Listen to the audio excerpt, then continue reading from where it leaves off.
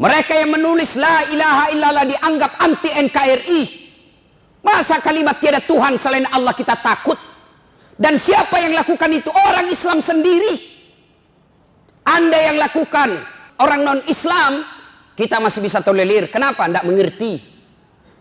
Islam sendiri, solatnya selalu mengucapkan la ilaha illallah, tapi takut dengan kalimat Allah, takut kalimat tauhid. Gimana caranya? Disebut lewat-lewat. Mana ada kasihan itu ulama pegang senjata?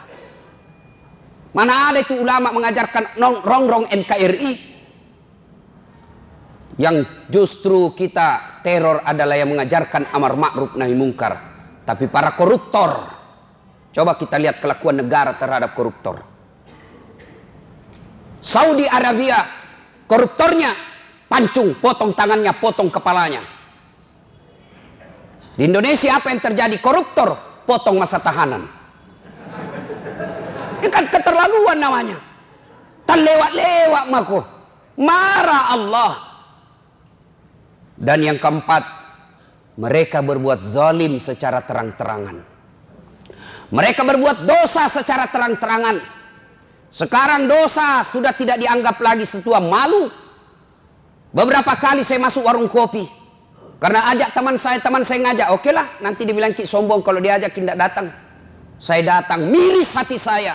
Kok ada Bugis Makassar, budaya kita siri, budaya kita Matandre siri. Kok ada perempuan tidak malu-malunya merokok di depan umum. Yang membuat saya miris, merokok di depan umum karena dia pakai jilbab. Dan itu kita anggap biasa. Ini kan sudah terlewat-lewat. Kita orang Bugis Makassar, makun raye, ipaka lebih. Makun raye, Matandre onronna. Tapi kok bisa-bisanya pakai jilbab dengan rapi di depan laki-laki, orang banyak meliriknya, dia santai dan merasa tidak malu merokok di depan umum pakai jilbab.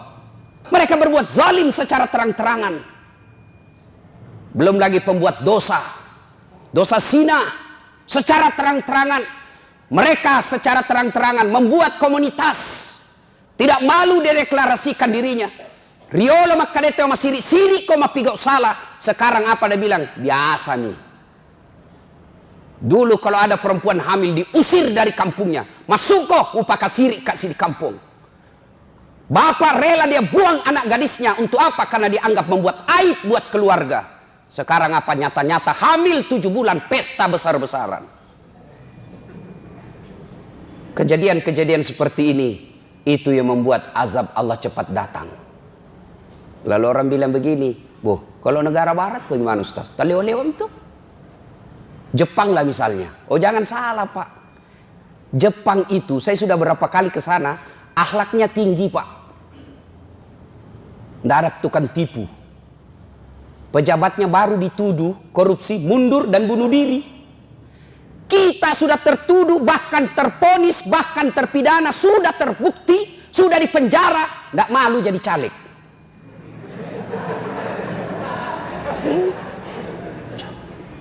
Apalagi kita lihat negara kita, bandingkan negara Eropa, barangkali yang banyak dosanya dibanding Indonesia. Oh, jangan salah Pak, mereka banyak dosanya tapi cerdas.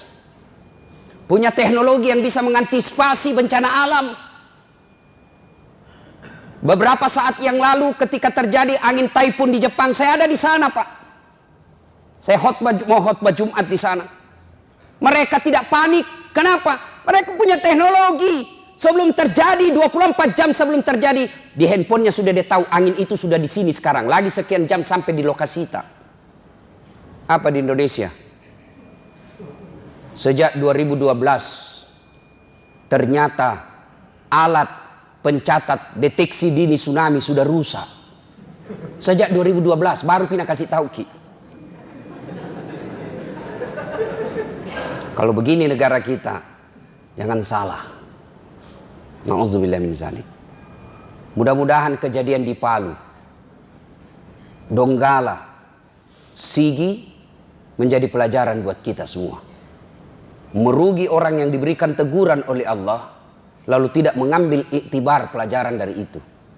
Ya ko yalenno paringarseng, yalenno paringereng. Kau sudah ditegur, lalu kau tidak ingat juga. Inna azabi lazadid.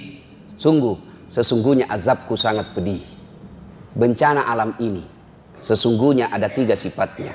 1, ujian. 2, teguran. 3, hukuman. Apa bedanya Ustadz? Tergantung siapa yang ditimpa. Apabila orang beriman, orang baik, hancur rumahnya, meninggal istrinya, maka sesungguhnya orang alim itu kena ujian.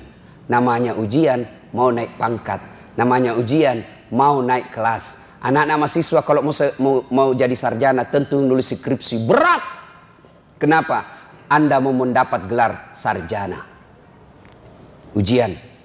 Yang kedua, teguran. Siapa mereka yang ditegur? Orang baik yang berbuat salah. Orang baik yang berbuat salah. Dia yang sholat, dia juga yang korupsi. Dia yang rajin sedekah, dia juga yang makan barang haram. Dia yang juga amar ma'ruf, dia juga yang melakukan kemungkaran. Ditegur, mari ngerako, kembali kau ke jalan yang lurus. Yang ketiga, hukuman. Siapa mereka? Orang kafir, pembuat dosa, durjana, maksiat, tidak pernah berbuat baik.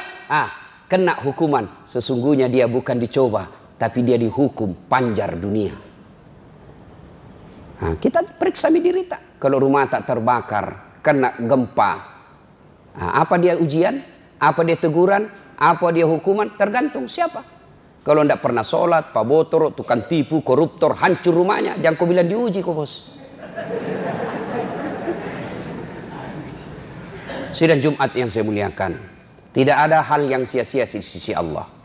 Gempa, bencana, saudara kita yang ditimpa di Sulawesi Tengah, sesungguhnya faedahnya 1, ladang sabar bagi mereka yang kena musibah. Bagi mereka yang kena musibah, ini ladang amal. Berat, sakit hati, menderita. Karena memang hadiahnya sungguh luar biasa. Apa? Innallaha ma'as-sabirin. Allah bersama orang-orang yang sabar. Sabar, Allah bersama kita. Kena musibah, hancur rumah, keluarga berantakan. Tapi sabar. Dia hanya mengucapkan inna lillahi wa inna ilaihi rajiun. Segalanya datang dari Allah, segalanya akan kembali kepada Allah. Saya sabar, maka hadiahmu apa? Bersama dengan Allah. Bapak saja bersama gubernur kita sudah selfie-selfie. Kirim semua teman, saya lama gubernur. Ini bersama dengan Allah. Yang kedua hikmah dari ini kita mengambil sisi positifnya. Introspeksi diri buat bangsa Indonesia. Mari ngerak kok bos, aja entar liwat-liwat. Dan yang ketiga, bagi kita yang tidak kena seperti orang di Makassar ini, apa faedahnya? Faedahnya adalah uji kesetiakawanan sosial. Mana itu yang teriak-teriak selama ini? Saya NKRI, saya Pancasila. Buktikan itu. Dengan cara apa? Mari gotong royong membantu mereka. Ladang amal buat kita untuk toleran, untuk saling tolong menolong, membantu mereka meringankan bebannya. Setidaknya bantu mereka dengan doa, setidaknya bantu mereka dengan sangka baik.